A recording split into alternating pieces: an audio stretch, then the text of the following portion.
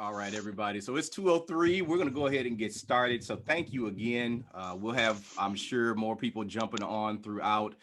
But again, we're here basically to do a recap and some catch up on some things that have been happening within the community, specifically in regards to the city budget. Truly happy to have Markasa with us and to have Shauntay Nelson joining us again as well. Again, my name is Jay English for anybody that does not know me. And I run a nonprofit called Plain English.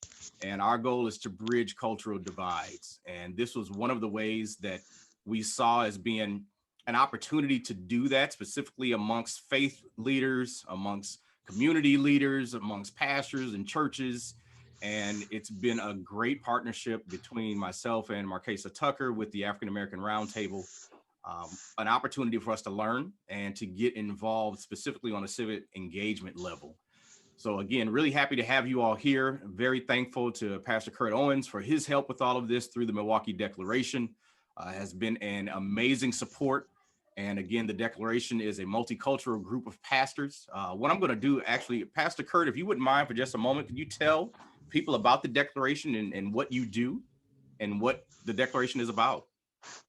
Yeah, well, the Declaration was founded actually from Bishop Harvey and Matt Erickson, I think during the time of the Don Cherry Hamilton unrest in the city of Milwaukee, and it began to be something even greater, I think, during the time of the Seville Smith shooting over in Sherman Park. And what that did, I think, even for the first time in my life, it was the first time I actually saw pastors from both all communities actually across ethnic barriers that actually came together and responded in prayer and unity to try to ferret out the racial divide in our city.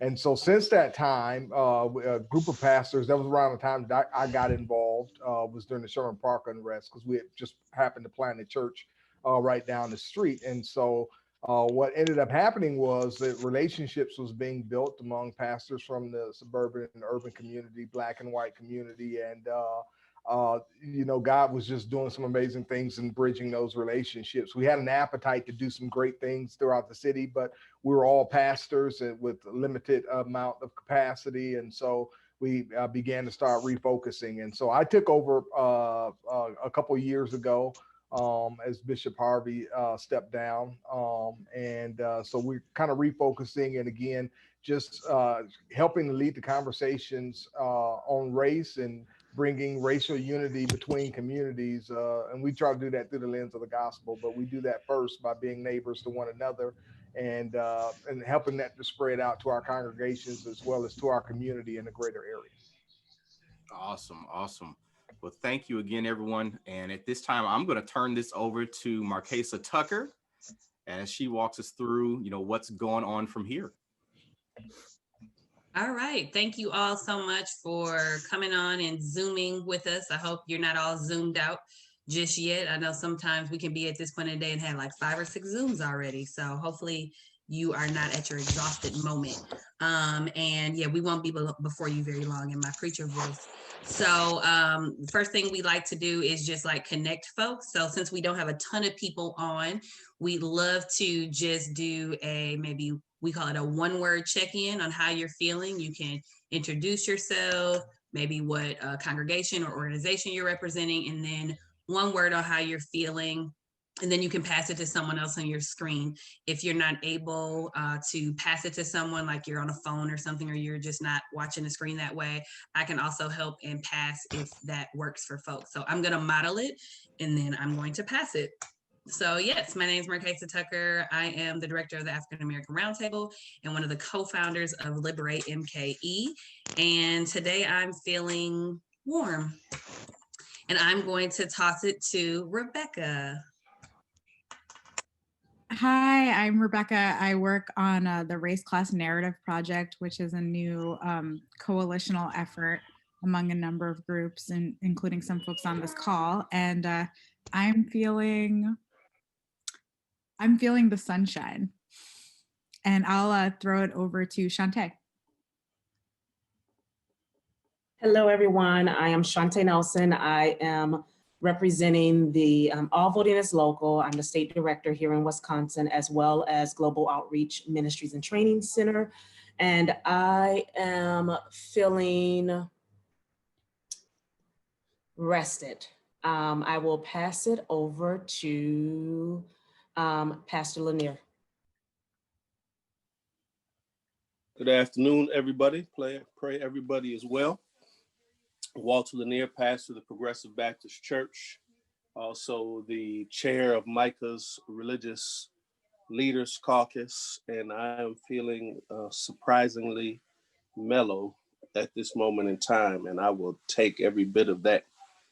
I will pass it on to Jerry Resch.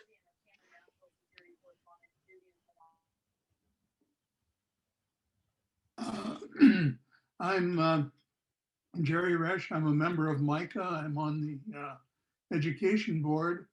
I'm also a member of Incarnation Lutheran Church on 15th and Keith.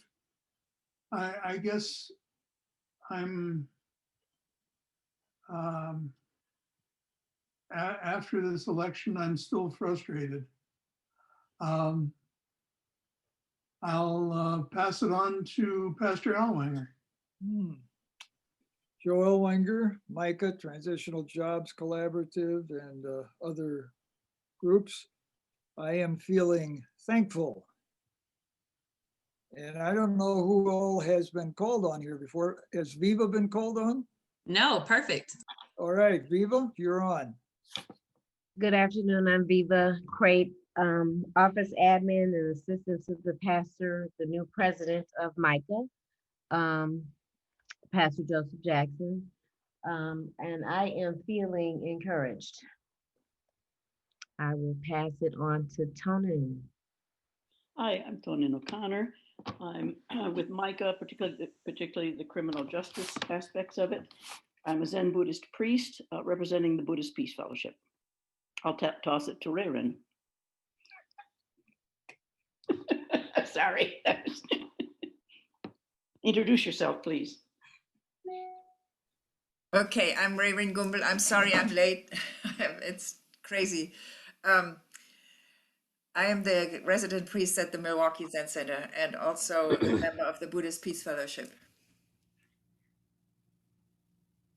Excellent. I can pass it for you, Sister Rose. Rose States. I'm with St. Martin de Porres Catholic Church and Micah. I'm part of the Rock group. I guess I'm feeling involved. Excellent. I can pass it for you too. Okay, go ahead. I can do it, no problem. Vivian. I'm Pastor Vivian Thomas Breitfeld, serving Central United Methodists and Lutheran Memorial in West Dallas. I'm feeling fatigued. I'm zoomed out, but I'm here anyway. All right, why don't we pass it to Pastor Jason? I got it. Okay, I was trying to see who. No problem. I'm here to help. Thank you. Hi, I'm Pastor, I'm Jason Mims. I'm the Congregational Care Pastor at Park Lawn Assembly of God, and I'm feeling driven. And Markasa, if you could pass it along for me, that'd be great. I sure can. How about Dion Quentin Young? Hey everybody, my name is Dion Young. I'm a regional organizing lead with the Human Rights Campaign here in Milwaukee. And I'm feeling relieved. Good to see you, Dion. I'm going to pass it to Roy's iPhone.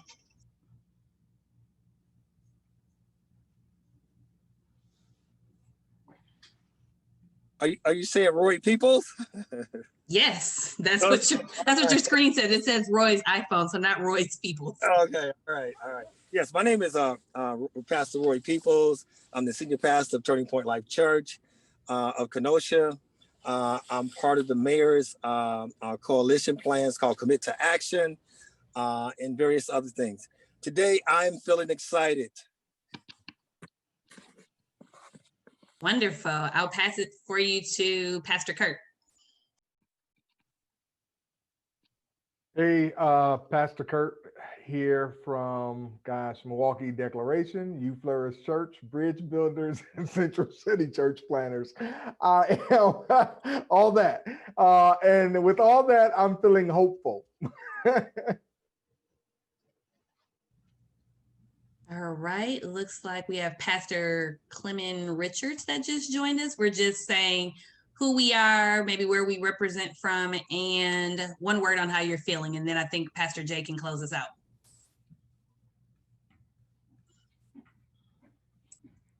Looks like his audio is just connecting. Hello, Pastor Clement Richardson. How are you? Good. How you doing there, young lady? Good. We are just doing a check-in, so you're right on time. Wondering if you can just tell everybody who you are, what church or organization you're representing, and one word on how you're feeling. All right. My name is Clem Richardson. I happen to be the pastor of Kingdom Empowered Ministries, KEM, we call it for short, acronyms. And I feel great. All right, Pastor Jay, one more time. All right. Well, my name is Jay English with Plain English Incorporated, and I am feeling excited, especially when I saw Roy Peoples jump in the building. What's up, Pastor Jay? All right, man. Hey, what's going on, Pastor Clem? All right, now. All right. I think we got everybody. If we didn't, speak now or forever hold your peace. Wonderful. All right. So thankful again for you all to be present with us. We wanted to create this space. We've been kind of building up this space now since George Floyd's murder. I think a few months after that, pastors and folks in the faith community just really wanted to find a way to figure out how they can support and help. And so Pastor Jay and I thought that we would create some educational spaces for us to do some learning together and some actions together. And so through that, folks have been kind of following the African American Roundtable and Liberate MKE's organizing around the city budget, but also we thought it would be a really good time to create space for us to talk about a little debriefing on the election. So that's why Shauntay Nelson is joining us to just kind of share, you know, where we are on the other side of this election in regards to, I would say, like the back end administrative, you know, what you're hearing in the news, what could be happening next. Shauntay is going to take us through that and answer any questions. And then after that, I will share kind of a debrief to the city budget, kind of tell you all where we landed and what our steps are moving forward. So I will toss it back over to Shauntay and take my camera into black while I eat some pizza while I listen to Shauntay. Well, thank you, Markasa. Thank you all for having me. This is a great space for sure. So post-election, where we are, just kind of like what has been going on. There's a lot that's been going on. I often tell people, although the electoral count has kind of ended, the election is not over. It doesn't really end until usually about January, well, in this coming year, it'll be like January 4th before session starts over, before the election really ends. I know that there's been a lot that maybe people have heard within the election or within the news media. And so I'll touch on maybe 2 or 3 things, but if there are things that maybe you've heard and I don't touch on, please feel free to chime in, ask a question. I'll share what I know. If I don't know about something, I don't have a lot of detail, I'll literally only share what I know, and then I can always get the information back to you all. Is that cool with everyone? That's cool. Cool. All right. Thank you all. So basically canvassing, which is the concluding of elections. So in every election, of course, we have a canvassing process where all counties in Wisconsin, we have 72, literally do like their 3rd audit, if you will, of the electoral ballot count. And that then that becomes the certified numbers for ballots that were counted. That ends at 5 o'clock today. All counties have to have their ballots, their municipal count certified by 5 o'clock p.m. today, Central Time. And I know that maybe you've heard some information or some things around a possible recount of the electoral vote within Wisconsin. If there is a recount, there are a couple things that must happen. At 5 o'clock today, our votes will be certified, the canvass will be complete. And at that point, whoever's requesting the recount, which at this time is the Trump administration, has 24 hours, no more than that 24-hour time frame to request or ask for a recount. That recount also has to be that request for a recount, I should say, also has to come with a check. Right now in the state of Wisconsin, to do a full state of Wisconsin recount, it's about $7.9 million to recount all of those things. And then we have to arrange people to actually watch the recount. We have to arrange people to actually serve as part of the recount, to canvass that recount. It's a lot that goes into a particular recount. One of the things that could happen could be, which will drop that amount down, or I should say as well, and I don't know if I said this, but if the recount happens, it cannot start until that amount is paid, and it has to be paid in cash or cash equivalent. And so one of the things that could happen, you may have heard that there was a federal lawsuit that was filed based around some individual plaintiffs here within the state of Wisconsin filed federally for Milwaukee, Dane County, and Menominee County to all have their ballots checked, possibly thrown out.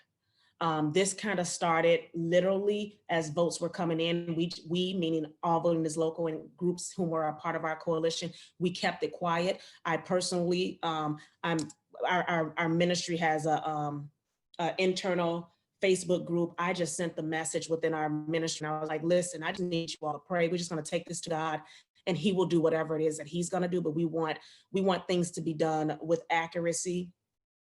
And we don't want meddling just because of a party. I'm not saying that is the only reason why. I know that God does answer prayers though. And so one of the things that we found out yesterday, we got notice that that particular lawsuit was pulled back, mainly because there wasn't a lot of leverage. Basically what was trying to happen is leading up to the election, coming into maybe, I think it was the August election, there was a court change where we no longer had 28 days as a residency requirement. We now had 10 days as a residency requirement. And Milwaukee County specifically looked, and they had already printed their ballot envelopes. And in a lot of ways, what a lot of the clerks within the county, not the city, the county, did was cross out 28 days on the envelope and wrote in 10. And they tried to say that was illegal. So they were trying to toss those ballots out. One of the other things that they tried to toss out was in Dane County, they had ballots that they were trying to toss out because Dane County hosted these Democracy in the Park gatherings, and they tried to say that was illegal. So it was just a lot of things that they were trying to put through. And like I said, that actually was pulled back as they're not going through with that lawsuit, and we got that notice yesterday. So I am very, very thankful to prayers. I'm for the prayers, and thankful to God for sure for that. In addition to that, we have, like I stated, the election is actually still in existence. It's still going on. There are still things that are happening. We've had some misinformation about more individuals voting than those who were on the voting rolls. Of course, we've had that information fact checked, and we had the Wisconsin Election Commission to actually convey in a press conference that information was not true. And so right now we still have maybe one thing that we think is developing. So, and I don't have a slew of information around this because I stated earlier when I checked in that I was rested. I've actually been off since the 5th, and today is my first day back. So what I have learned though today is that there is a process where the GOP or Republicans can literally try to interfere with the not the popular vote, but the I can't even think of the name of it. Anyone? The electors. Thank you, the electors. I couldn't think, I'm like, what if the electoral vote, and basically try to appoint specific electoral electors in order to represent the vote in Wisconsin, and that could mess with things. I don't have full understanding about how that works, so I have to do a little bit more reading. If someone on the call does, feel free to share. But I just found this out today, literally like right before this call, I had a meeting, so I have to do some research. But the meeting was basically to pull together individuals to just share about like, what does this mean? How does this look? Is there any way for us to be able to engage around this. So the election is not done across the nation. We still have lawsuits all across the nation. 4 of them dropped at the same time we dropped in Wisconsin yesterday, but we still have a lot going on with our elections. I've heard people say things like they're not going to let up until the 20th of January, which is when, inauguration is supposed to happen, or whatever, I think 19th, 20th, whatever it may be. And so there's a lot that's going on. This is not necessarily something that, although the people have spoken, it's not necessarily something that is over, and we still have work to do.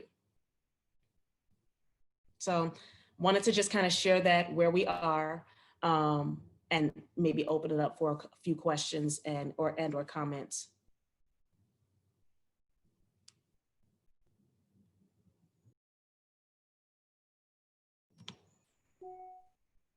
Markasa, you're muted, honey. Thanks. Just got done with my pizza here.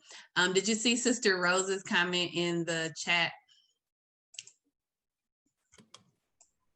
Media has been saying they cannot interfere. So, Sister Rose, can you help me when you say they? Who are the they? The people you were talking about. Oh, okay. Yeah. So the challenge with media, I'm hoping that, my challenge with media has been this. There have been some accurate reporting and some inaccuracies in reporting. And so when you, and Sister Rose, you're talking about they can't interfere with this whole electoral count. I just want to make sure I'm responding to the right thing. Yes, that they cannot change who will be the electors at the, they can't send somebody else from their party. Right. So I've heard that. I've heard that they can. I am a person where I'm huge on state statute is how I got into this work. It is the thing that I do, I think, best when it comes to policy and legislation. And so I will go search and try to find out what the state statutes say, what legislation says, because I need to, it's just my own personal, I need to see it with my own eyes. And then be able to make that conclusion. I don't know if they can or can't. I will say this, one of the lawyers who was on a call right before this particular call did convey that it's not likely that they will be able to successfully do this. So that may be possible, Sister Rose, that they can't interfere. What they talked about is possible that they may try to make a lot of noise around it based on trying to just kind of scare people, if you will, as well as if there is no recount, their chances of even doing anything slims. So if there's no announcement of a recount between 5 o'clock today and 5 o'clock tomorrow, their chances of even putting it out there in the public to even try to get a frenzy about it slims very narrowly.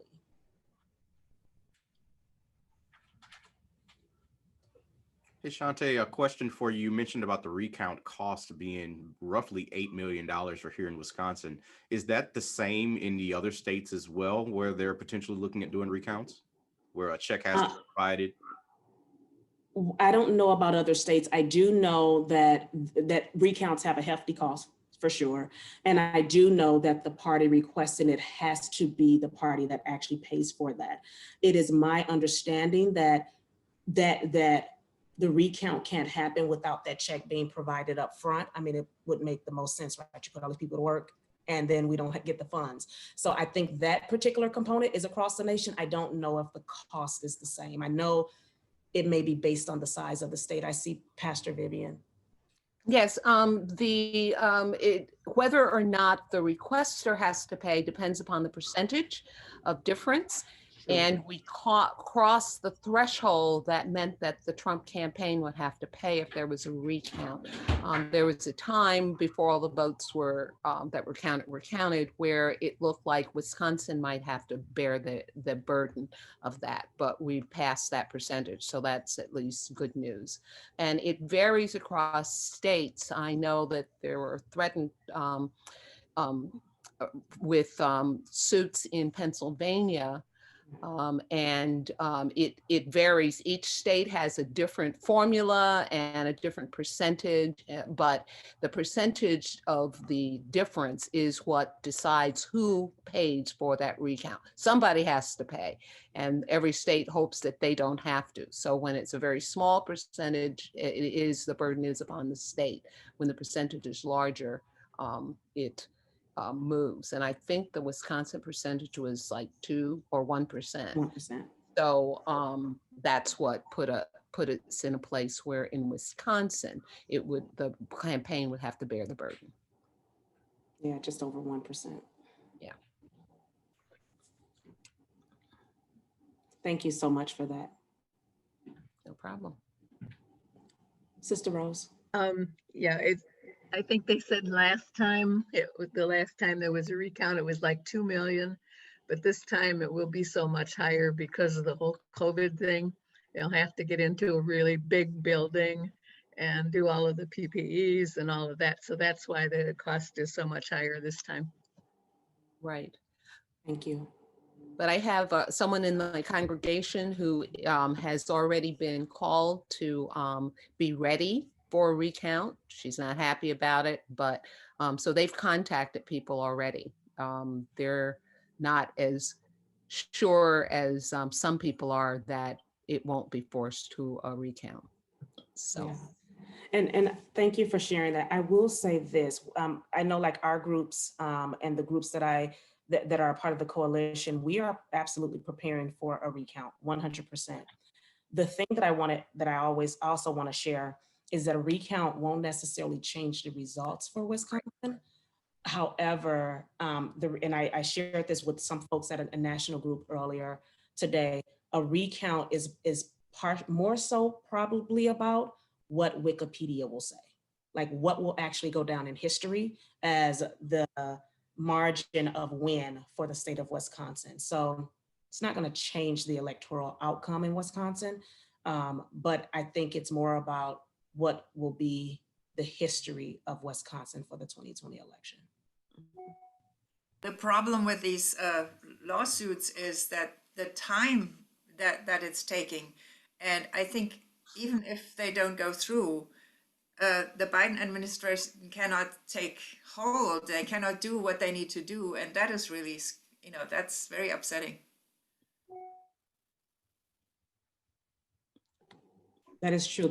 So I'm sorry. The transition team was announced today. I don't know if people saw that. He did a transition team, but that is really true. There are certain components that happen within a transition, be it at a federal level or at a state level or even at a local level. There's a whole transition that has to take place, and some of those components cannot unless it is, I guess in this case, ruled by the courts or President Trump concedes, that transition can't happen because legally he's not going to share sensitive information with someone who's coming in if they're not quote unquote supposed to be president. Granted, we know that, we know the results of what happened. However, that is an area that I think, we can take up in prayer. Lord, you are the God of justice. And so being the God of justice whom you are, let justice prevail, whatever that may look like. It doesn't have to be what Shauntay Nelson says justice is, but you are the God of justice. And so allow the just playing out of this to be the case based on what we currently live in. Because I know that a lot of I don't want to get into that, but my thing is just really understanding we abide by laws because the Bible says obey the laws of the land, yet and still we have the capacity to change laws in the spirit when we are praying according to the will of the Lord.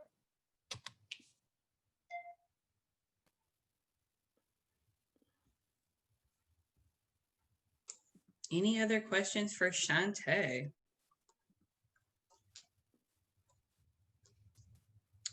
Good stuff. Well, thank you, Shauntay, so much for sharing that, for answering questions for folks about what is next. And I'm sure as we're speaking, stuff is changing. So we know that this is constantly changing.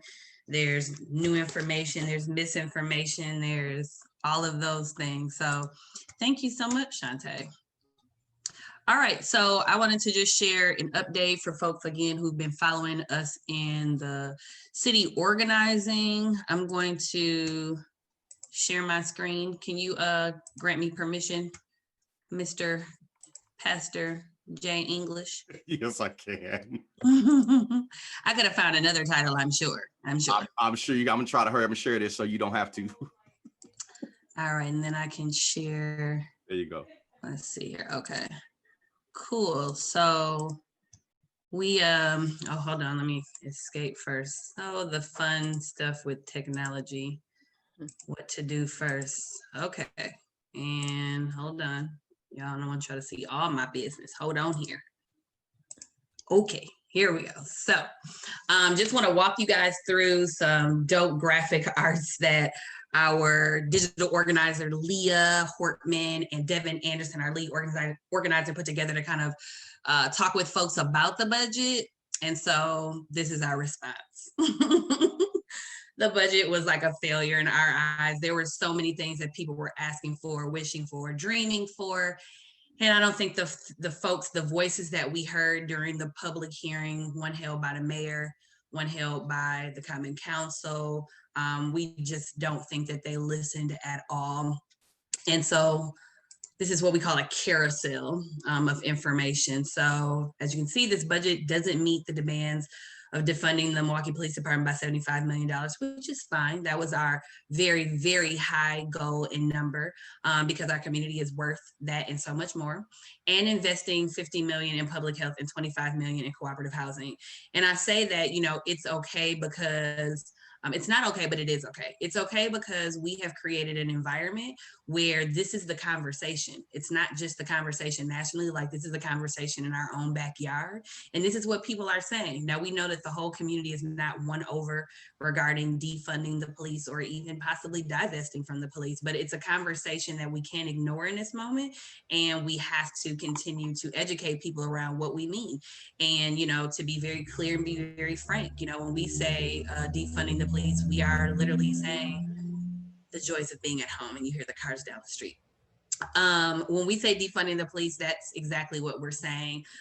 We recognize the police as a part of the system that was built on, you know, white terrorism, you know, on slave catching, you know, and that's the same soil that policing has grown from. And so, you know, I've been explaining it to people as, you know, just like a farmer, you know, if a farmer has, you know, this good soil, the word, you know, talks about good soil, you know, these different types of soils, you know, the rocky, you know, where the weeds are growing up. And, you know, when we think about policing, you know, what is the soil of policing? You know, it's really Black bodies, you know, it's really, you know, oppression. And so to plant seeds of, you know, police departments and law enforcement on top of that seed, you know, what do you think that you're going to get? You know, what do you think is going to grow out of that soil? So it's like when we say that, you know, defund the policing, you know, we need to find something new. It's hard for people to imagine outside of that because that's all that we've known. But police haven't been always around. And so, you know, I often tell people as well, you know, think back to slavery, you know, there were probably slaves who never thought that they were going to escape from slavery, like that slavery was never going to be over. So the same way that they couldn't imagine a life without, you know, being oppressed and being under someone else's control, you know, we are trying to create space like the Harriet Tubmans who saw beyond that, to also see beyond this moment. And help to create things that are going to be preventative and are not going to add harm into the society. You know, police do, they add harm into the world. So this was a part of our response. You know, we wanted $50 million to go back to public health, you know, in what's happening, you know, with COVID. It's kind of pulling back layers and curtains of how our community has been divested from, but also how there's so many needs. And we know that, you know, the city should not be responsible of taking care of all of the people's needs. We get that, we understand it. That's why we need sustainable jobs. That's why we need cooperative housing. You know, we need housing access so that people have somewhere to live. And we know when you have sustainable housing, you know, kids are able to go to school without, you know, coming back home or wherever they're going back to live, you know, and have a safe place to live. So instead, this budget took less than 1% of MPD's budget and added $300,000 to the county's CART system for police response to mental health, which disregards the will of thousands of people who protested, emailed, and called and testified during budget hearings. So the CART system is, and I'm going to stop sharing my screen because I'm going to show a video. The CART system is ran by the Milwaukee County Health Department, I believe, and it teams up mental health clinicians and law enforcement to respond to mental health calls. That's not what we asked for either. The community was like, yeah, we know that there's actually evidence out there that says when law enforcement responds, I mean, we can talk about Dr. Hamilton, who was not having a mental health crisis when he was murdered by police. But, when you call law enforcement out to a scene where someone's having a mental health crisis, that person needs help. They don't need someone who's showing up in a, military gear, the gun at the side. Now, if they're posing threat or harm or danger, a mental health clinician is still a person who can talk someone down from a situation like that. But when you add someone who comes in, like I said, with a gun, who's been trained in certain tactics, it doesn't bring the situation down. So here is what we asked, and I'm going to now reshare my screen. This is what we sent to the Common Council. Please do not mind all my 10,000 tabs, okay? No judgment. So this is what we sent to the health department. We titled it Milwaukee Crisis Response and Care System, a letter from the community. And it's pretty much essentially saying, hey, we know that there is a program out here in the world that works. It's called CAHOOTS. It's a Crisis Assistance Helping Out on the Streets program in Eugene, Oregon. CAHOOTS is a model crisis intervention team that responds to non-criminal cases, including homelessness, intoxication, disorientation, substance abuse, and mental illness problems, and disputes to resolve for resolution. And so we kind of gave them some breakdowns of what numbers can look like, what they can do. And we had tons of people who signed on. You may even see your name here or your organization. And so this is what we shared back with the Common Council. And so instead, like I said, we got the CART system instead, which puts money into a program that, again, still offers the opportunity for law enforcement to respond rather than non-law enforcement, which is what, again, people ask for. So now I'm going to share a quick video because in light of this, there actually is an alderperson, Alderwoman Shauntay Lewis, who actually put together a resolution with other alders around what this type of response could look like. So let me pull that up. All the buttons. Here we go. Oh, wait. Let me make sure I share my sound. That's another thing. Now share sound. Okay.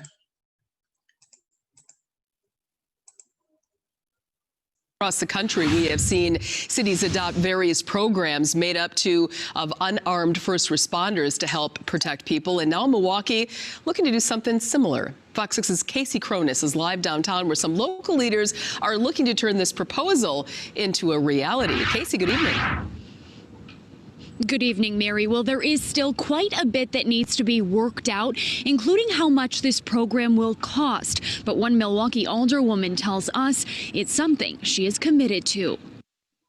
We need to alleviate some of the pressure on MPD. Passed unanimously last month by Milwaukee's Common Council. We feel like it's high time that we do something different. An unarmed first responder program is in its research and development phases. Right now, what we're working on is an interim master plan. Alderwoman Shauntay Lewis, who authored the legislation, says the program would address calls that don't involve a threat to public safety. For example, someone experiencing mental health, substance abuse, or a homelessness crisis. They know how to de-escalate. It's modeled after CAHOOTS, a similar effort out of Eugene, Oregon. Oftentimes we ask MPD to be the social worker, to be the educator, to be all of this, and that's not their job. Lewis tells us once a plan is developed, they'll be asking the community for input before taking it to the necessary committees for approval. This is literally diverting the police from any type of calls that are unnecessary. In response, an MPD spokesperson tells Fox 6 the Milwaukee Police Department remains committed to working with our system and community partners on solutions to address social services. Currently, MPD utilizes its crisis assessment response team where necessary. Each team is made up of one police officer and one social worker, but in the program Lewis is proposing, all team members would be unarmed. Reporting live in... So that is, in response to, that's something that Alderwoman Lewis, we brought this conversation to the Common Council last year when we first started Liberate MKE and said, hey, what do you guys think about, something different? People are asking for something different. Again, we know that violence, poverty, police are not going away overnight. We know that this is such a process, but we do know that there's opportunity though to do something different, like Alderwoman Lewis said. So we're excited and we'll be following that resolution and the development of it and be supporting alders who will be putting that work in to ensure that we can develop those kind of programs. So I'm going to share my screen again to continue sharing our response to the budget. All right, so, the city budget right now continues to not reflect the demands of human needs of the people, and decision makers continue the devaluation of Black people while the whole world is watching. The whole world is watching what, mayors and common council members are doing with their budgets. And this quote was by Melody McCurtis, the Deputy Director of Priorities with Metcalf Park Community Bridges, one of our partners in Liberate MKE. This was my quote. Residents sounded off like a blaring alarm, demanding that city leadership choose people over police. And current residents weren't just ignored, but the future generations have been failed and will reap the consequences of the city's failures. And I say that because the budget still is almost 50% is policing. And, the city just has a lot of work to do. This didn't happen overnight. It didn't happen in a vacuum. But what did happen was, a lot of people weren't involved in that process. And we are very happy to have been a part of raising the awareness last year to encourage people to be a part of this process because, alders weren't encouraging people to be a part of this process, not in a organized or unified or heavy manner like we are now. I think there's a couple alders who would have mini budget sessions in their districts, but there's no real coordinated effort, even from the mayor's office, to get this information out to residents, to the task force, that pastors are on. There just isn't enough time and information spent on really engaging people. So we must continue to fight. The world we are fighting today is worth sustained organizing to build what we want. This year, we have offered over 20 years of political education that we're super proud of, trained over 60 people to testify, including some of you, and engaged thousands of residents through Facebook Lives and other digital platforms. So we did this all during multiple pandemics. We don't just say that we're in the COVID pandemic. And to be totally honest, as a child of God, I don't claim to be in a pandemic either. But, for our community, there are multiple pandemics going on right now here in our city and beyond. So we celebrate all of the amazing work that we were able to do, and we continue to fight for harder and to continue to build the communities where people can thrive. And then we'll do this all over again. We will engage people in this process all over again. Some of the things that we learned, some of the lessons that I learned were, it's hard to organize in COVID, okay? We do a lot of our work, knocking on doors with some of our partners like Block, Metcalf Park Community Bridges, Amani, folks in those neighborhoods, and when you can't go and have conversations like on the porch, go knock on that door and sit down and have conversations with people in the community, it's tough. But again, we are very excited that we were able to reach so many people through social media, but there's so many more ways, that we need to reach out to our people. So we did phone banking, we did text messaging.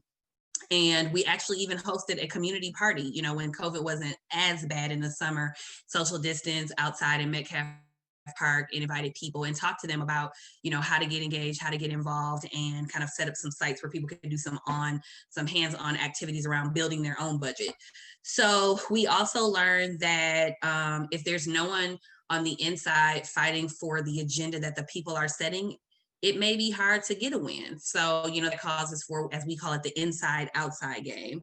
Who on the inside is carrying the agenda. And to be totally honest, because the Roundtable is a C3 organization, we're nonpartisan, we kind of run into the, we don't necessarily have someone who is, pushing our agenda.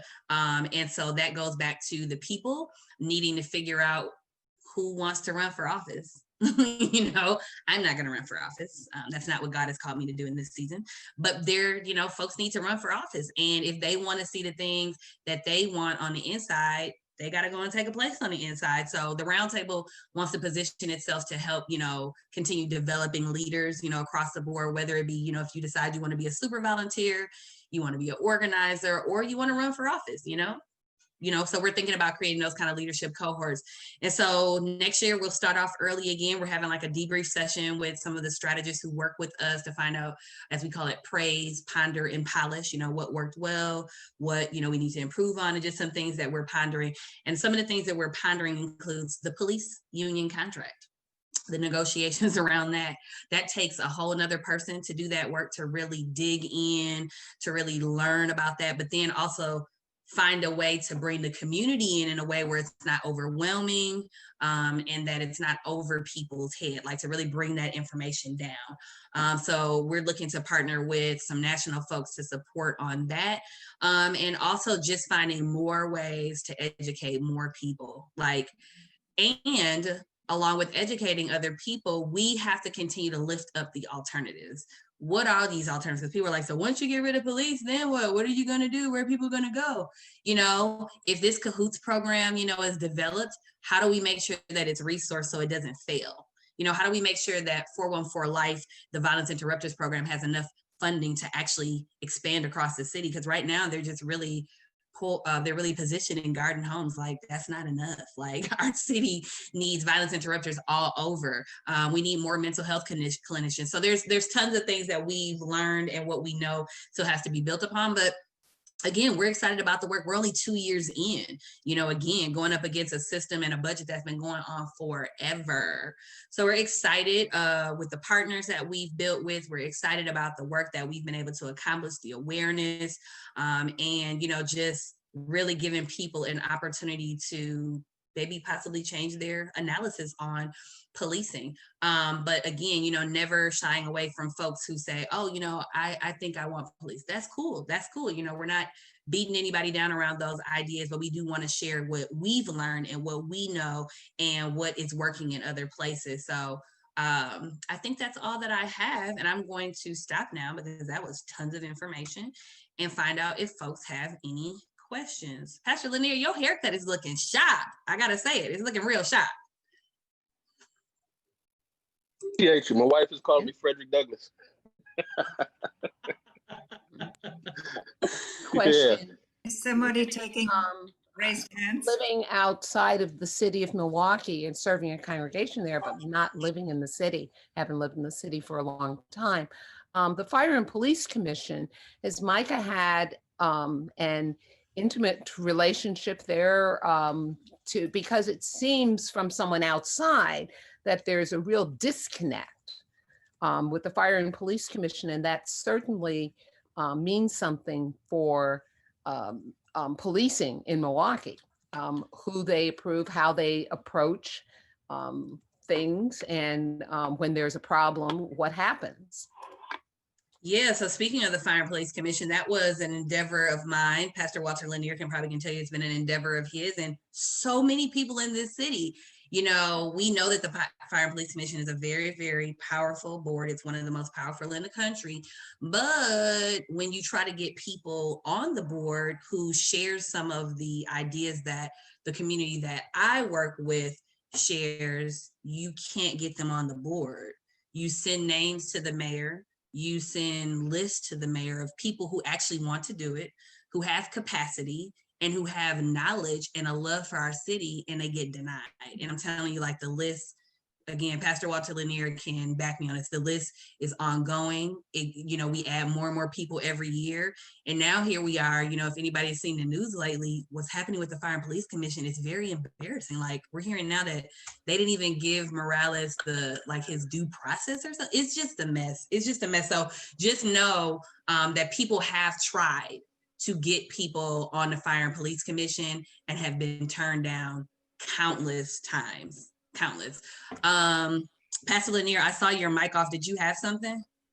I'll just really reiterate what you said. So the question asked about Micah, that's not necessarily been a central focus of ours in the near past.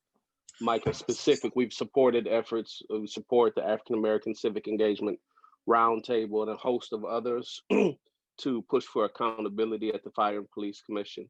I can say that it's been at least a decade, if not longer. I can certainly think back 10 years ago where community organizations have offered up names to the mayor. I know I got weary of having my name submitted, but I can think of times where the ACLU and a host of other organizations were submitting names to the mayor to just round out the roster of commissioners, let alone move policy. And then the only other thing I would say now is just a strange conundrum. I was really pleased to see the process by which the community pushed. And as a result, and part of the community push that Chief Morales was demoted and resigned. So I thought that was a very good thing. In my opinion, it was monumental. I hope that we don't backtrack on that. The information in the paper today is just strange. I'm a lawyer. I don't necessarily practice in that area, but I have. It was a strange brief from the city attorney. It was just weird is the best I can tell you. It's an odd set of admissions. I don't know that it's accurate about due process. I don't know that it's required in a termination, in a demotion proceeding. Very weird for him to do that. So just strange. And then last but not least, in the FPC, of course, we know we got people resigning. So it's just, I think it's more indicative of inefficient, ineffective, and often incompetent systems and bureaucracies that are being revealed. This is a faith leaders conversation. So spiritually, I see things crumbling. I see incompetence being revealed, and the system is kind of telling on itself. Its pimples are bubbling up. So we'll see what happens next. But really pleased to see the persistent pressure applied by the community, including the roundtable. I have a question for Markasa, but I'll defer because I think we're still on the FPC. And I saw Ray. No, that's fine. Thank you so much for adding that context. I just also dropped a link that talked about what Pastor Lanier was just talking about, but I want to go to Rearing, and then we'll come back to you, Pastor Lanier. Thank you. I would just like to make a comment. What I found is that the divisions are getting stronger, so it's very hard to talk to people who are not in one area. So when I talk to people, when they see the raised hand like this, the fist, I totally, completely agree with Markasa. I've been in the group, the CC4QP, the police organization that has really done a lot of good work, but it's so hard.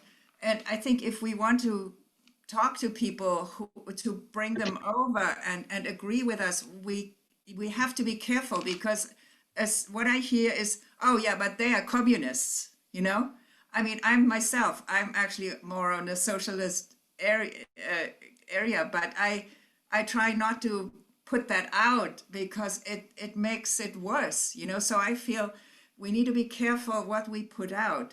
I completely agree with the demands, and I think it's important to push, but if we are putting up the raised fist, it's not going to help. This is just one thing, and I find that also with the poverty organization that I also agree with.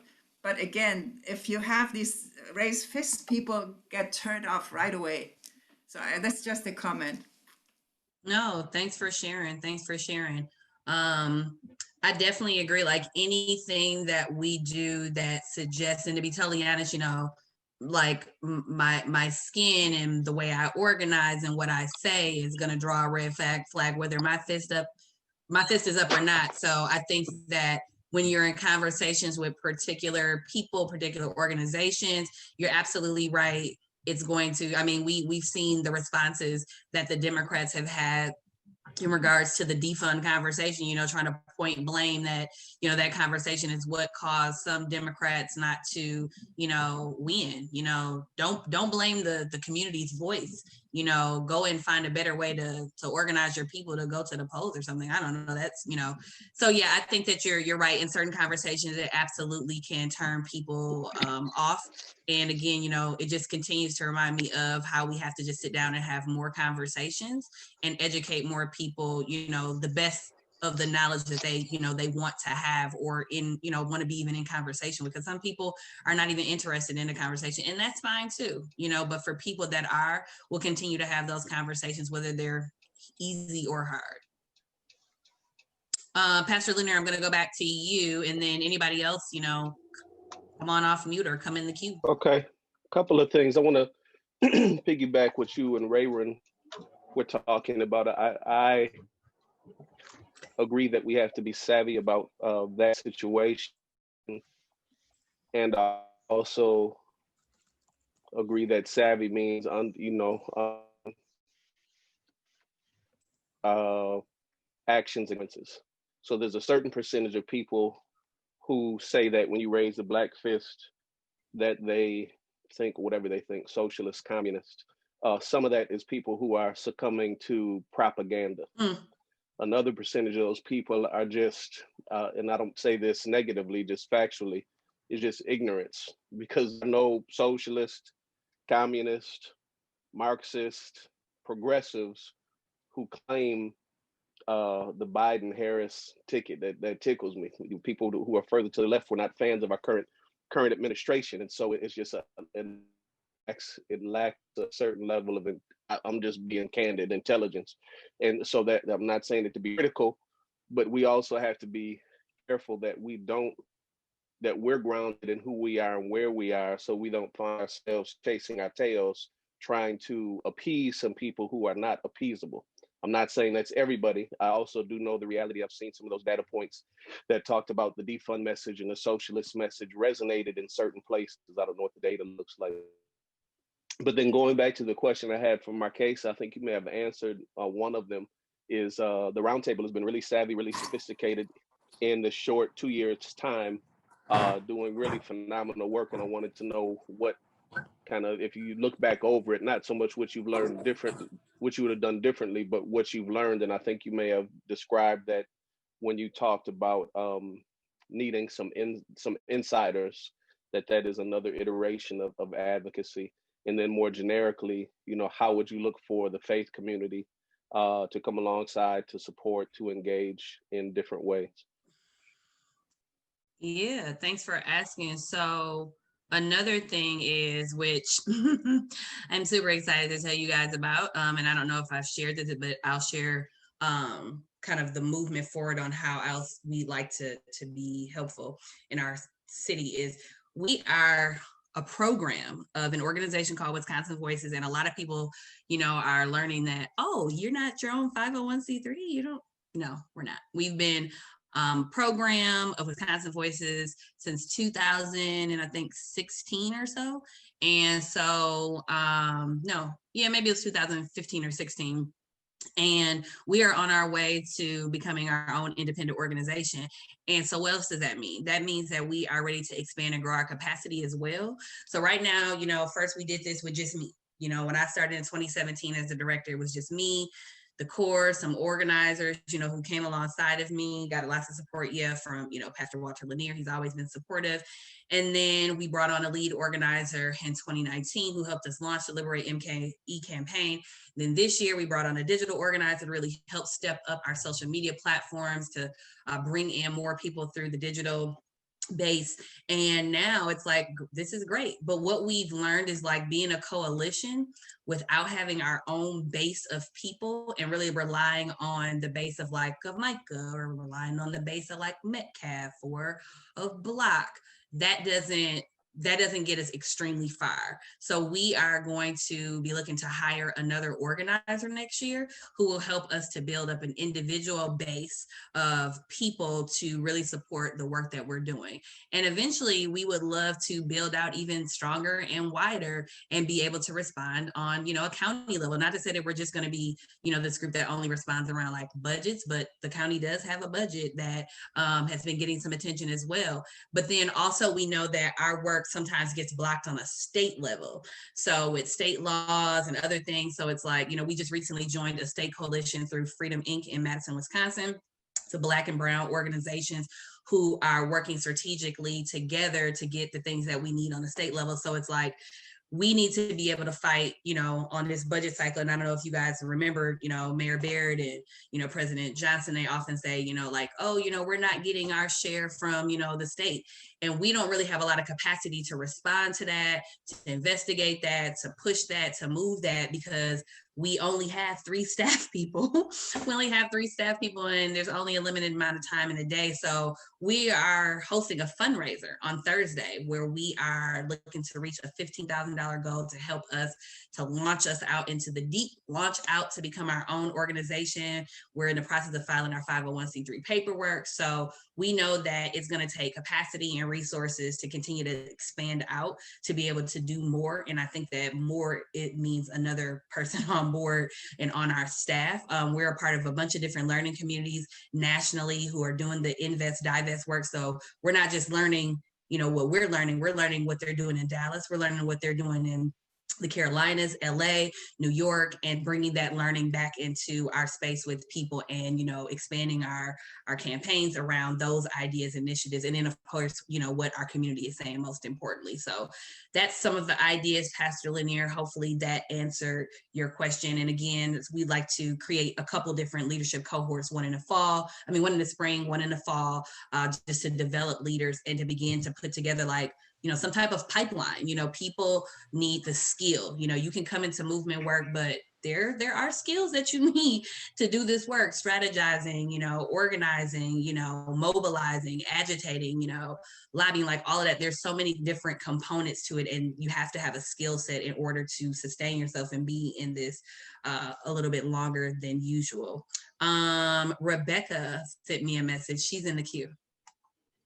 I just thank you, and thank you, Shauntay, for your presentations. This has been so interesting, and I just wanted to respond to a couple things folks said and start by saying the point you made, Markasa, about how this is now the conversation in the budget is huge, and the leadership of the roundtable and the other groups involved has completely shifted the conversation, and certainly came up against some really powerful forces that didn't want this to be the conversation. And it really is remarkable. And as you have noted, like put Milwaukee on the map as one of the many places in this country that is on the forefront of the civil rights, movement of our moment. So just really incredible to see over the last 2 years the progress that you've all made and that we'll keep making. And, I definitely hear, the thinking from folks around, well, not everyone is going to be drawn to a raised fist or defund the police. I think that that is what got us here, and we should continue to follow our leaders who have been courageous and bold and clear and drive with their values. And I honor the movement leaders who have brought us to this really powerful point. And then so it's like, to me, it's not an either or, but more of a yes and. We're like, and we need to be bringing people in, as kind of Markasa said, bringing information down to the people and doing real education. And I think that there's so many powerful ways to talk about this work that will easily bring in a lot of folks across the city of Milwaukee, talking about investing in our futures and in our lives, the way the ART does so powerfully. And having that conversation about budgets or moral documents, as we know, and money, like in one place, we can move it to something else that will be like really profound for, as Markasa's quote on the screen said, not just current residents, but future generations. So I'm hopeful. I think like I'm amazed by how much work has been done and how much has been shifted. And I'm hopeful that we could continue to grow this coalition, as you said, not just around the city of Milwaukee, but the county and statewide too. So just wanted to congratulate you on your success. And I have to jump off in a moment, but I will see you at your fundraiser tomorrow night, which I'm glad you mentioned because it's very exciting. Thank you, Rebecca. Thank you so much. And yes, I will see you then. So good to see your face. Tonin.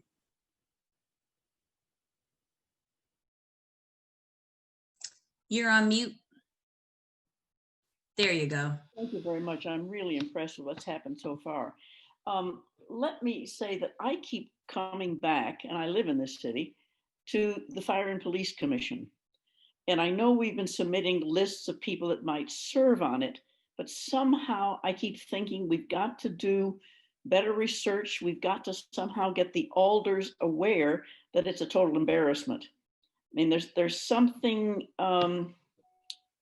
they have a great deal of power and they appear to be completely dysfunctional in a lot of different directions. So I guess all I'm asking is that somehow we find a way to research that, concentrate on that, and go beyond just offering, we'd like to have some people on it that we think are better.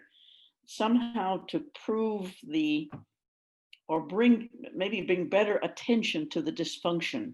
I mean, how it affects everybody in the city.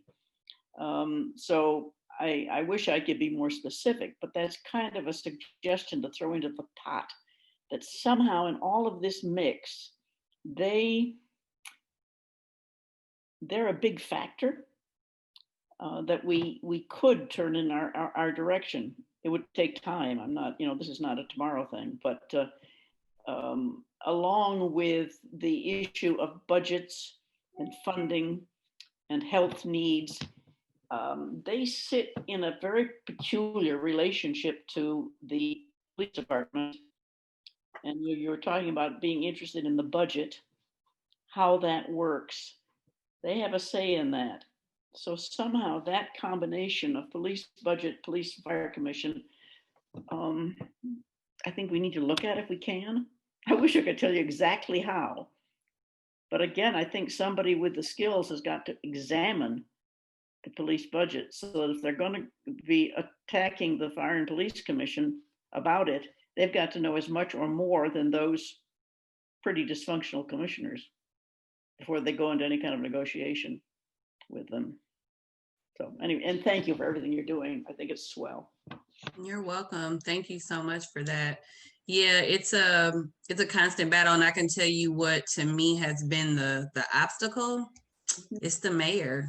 Like, he hasn't, I mean, I've even sat down in his office and talked to him about this, like, Tom, Mayor Barrett, like, there are people who want to be a part, and it's like, he never really has a good answer. He never really has a good answer. And, he's brought people before the community that the community has completely shot all the way down. Like, this, we actually offered this person, and now you're offering this same, somebody else. So not only has it been, us offering, like, we've gone to his office and had conversations. And also, I have conversations with FPC commissioners, I follow that. People go to meetings, people are digging, they're reading, right now, we even tried to be a part of the process with the, executive director. Now we are without one again. So I have gone through 3 executive directors, Mary Neal, Lakeisha Butler, and now Aldretti. So that's 3. And here we are waiting for another one. And again, the community pushed back. And we said that we didn't want Aldretti. We wanted more time to hear what she wanted to bring in. She wasn't even there for 2 years? And she's already gone. So it's like, we have definitely tried to tackle this from many different directions, but you're right. I mean, there's still more, there's always more to do. Go ahead, Tonin, I see you. Quickly, first place, I heard Alberti testifying before the Common Council.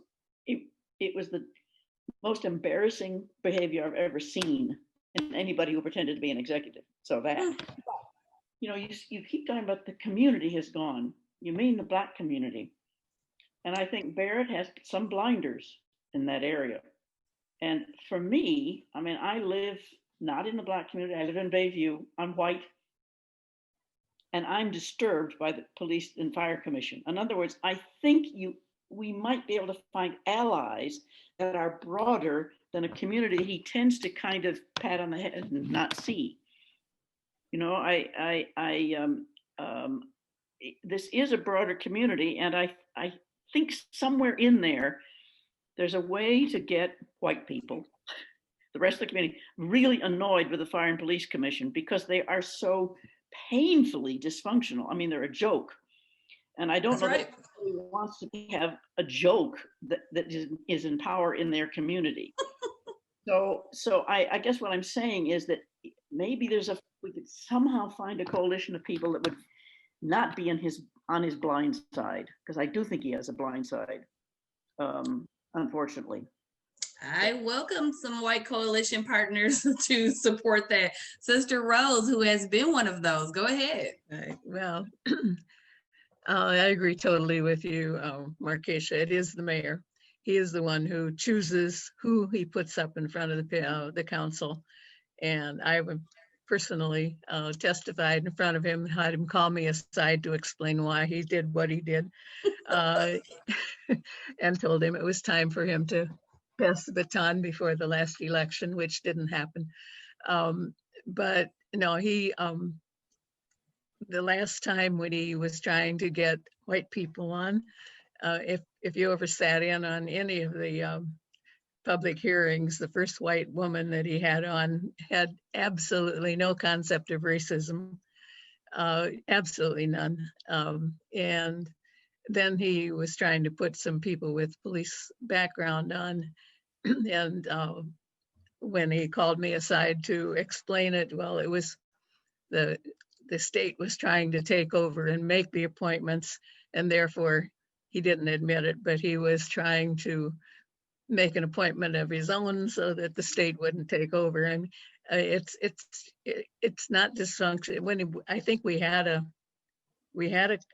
a commission that was starting to have some backbone, and then all of a sudden, you know, that got frazzled, and now we've got what we've got. But it is the mayor, because he's the one who puts the people up there, and they're the only ones that the council can vote on. Okay, Tony, just one second. Just want to make sure there's no one else that has anything before we take another question or comment from Tonan, and then we can begin to wrap.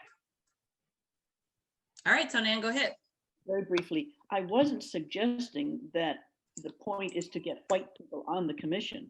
What I'm suggesting is the point is to get the larger community really annoyed with what's going on, and quite conceivably have people of any color who are competent on that commission, and probably more people of color than not. So I wasn't suggesting that the goal is to affect the mayor is what I'm after, not just to get him to appoint white people. That could be ridiculous, you know. So thank you. You're welcome. No, thank you. So I want to quick share, you know, if you haven't seen this just yet, we are super excited. Again, our fundraiser is on Thursday at 6 o'clock. It's going to be live on our Facebook page. And we have a very special guest. If you've never heard of Miss Tamika Mallory, Google her. One of her speeches went viral after George Floyd was murdered. I think she went to Minnesota and spoke, and powerful speech, you know, in regards to the conditions and the environment and what's going on. And so we're excited to have her join the roundtable staff for, you know, a conversation during that. We're going to have an amazing bid. We have a 65-inch TV. You guys might be able to see that in the background. You guys see that orange box behind me? That is a 65-inch TV that we will be bidding off, along with some other items. And I thought, and this will be my last thing, and I'll share the link to how you guys can RSVP. So the Bucks gave us some memorabilia, some paraphernalia, some signed stuff. why did they give us a signed Eric Bledsoe jersey when they knew they were gonna trade him? So here we have this silly jersey on the bid, and I'm gonna keep it up there just in case somebody wants it. You know, maybe somebody that's their favorite player. So I'm gonna keep it on there. But they knew when they sent that they were gonna be trading him. So we have a signed jersey, signed basketball by Wesley Matthews. We have a self-care package, a creative art package. We have a date night package.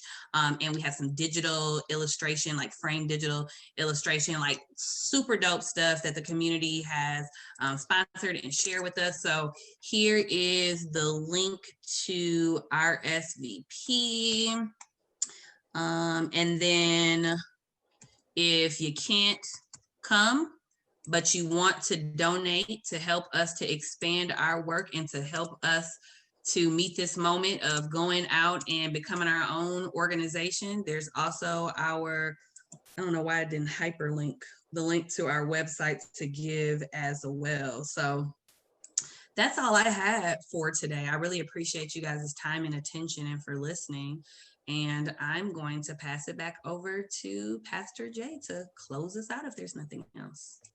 All right. Well, everybody, thank you again for your time. I want to say a special thank you to those of you who have donated or have offered to give towards the Thanksgiving feast that we'll be helping do over at the corner of 35th and Center. That'll be on Thanksgiving Day from 12 p.m. to 3 p.m. If any of you are interested in volunteering or in donating food, we're also collecting winter clothing, coats, scarves, hats, mittens, things along those lines. And there's even organizations that are donating monetarily to help purchase those items. If you're interested in that at all, please feel free to inbox me or to send me an email. We're just looking to do the best we can to try to help out our community in what's been a very difficult time, specifically in certain areas due to COVID.